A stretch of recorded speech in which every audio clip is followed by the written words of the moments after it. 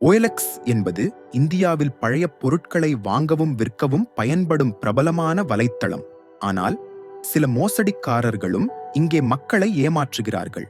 இங்கே சில பொதுவான OLX மோசடிகள் மற்றும் அவற்றை தவிர்ப்பது எப்படி என்பதை பார்ப்போம். போலி பணம் செலுத்தியது போன்ற முறை. மோசடிக்காரர்கள் வாங்குபவரைப் போல நடித்து போலி UPI பணம் செலுத்திய ஸ்கிரீன்ஷாட் அனுப்புவார்கள். பணம் அனுப்பிவிட்டேன், ஸ்கிரீன்ஷாட்டை பாருங்க, பொருளை அனுப்புங்கள் என்று கூறுவார்கள். உங்கள் வங்கிக் கணக்கு அல்லது ஃபோன்பே, கூகுள் பே போன்றவற்றில் பணம் வந்துள்ளதா என்பதை உறுதிப்படுத்திக் கொள்ளுங்கள். ஸ்கிரீன்ஷாட்டை நம்பி பொருளை கொடுக்காதீர்கள். முன்பணம் கேட்கும் முறை: முதலில் 500 ரூபாய் டெலிவரி புக்கிங் கட்டணம் கொடுங்க, பிறகு வாங்குகிறேன் என்று கூறி பணம் வாங்கியவுடன் தொடர்பை துண்டித்து விடுவார்கள். ஒருபோதும் முன்பணம் கொடுக்காதீர்கள். நிஜமான வாங்குபவர் இப்படி கேட்க மாட்டார்.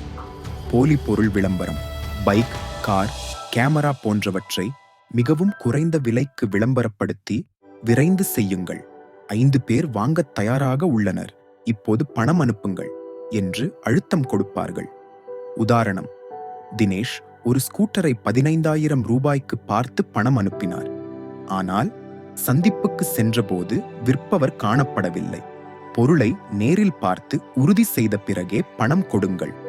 விலை மிகவும் குறைவாக இருந்தால் அது மோசடியாக இருக்கலாம். போலி OLX டெலிவரி அழைப்பு முறை: நாங்கள் OLX டெலிவரி டீம் என்று கூறி ODT கேட்பார்கள் அல்லது கூடுதல் கட்டணம் கேட்பார்கள். OLX நேரடியாக டெலிவரி செய்யாது. OTP அல்லது பணத்தை யாருக்கும் கொடுக்காதீர்கள். பயன்படுத்திய கார் பைக் மோசடிகள்: கார் பைக்கை மலிவான விலைக்கு விற்பனை செய்து டோக்கன் மணி கேட்பார்கள். சில நேரங்களில் திருட்டு வாகனம் அல்லது போலி RC விற்பார்கள். RC, இன்சூரன்ஸ், பரிவாஹன் அப் போன்றவற்றை சரிபார்க்கவும்.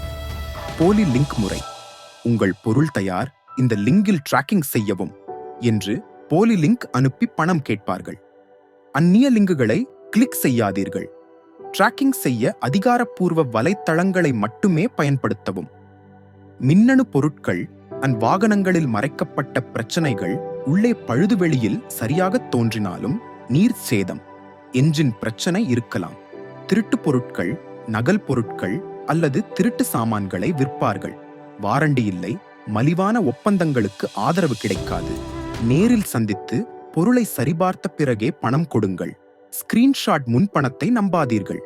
விலை மிக குறைவாக இருந்தால் அது மோசடியாக இருக்கலாம். எளிதில் ஏமாறாதீர்கள். ஜாக்கிரதையாக இருங்கள்.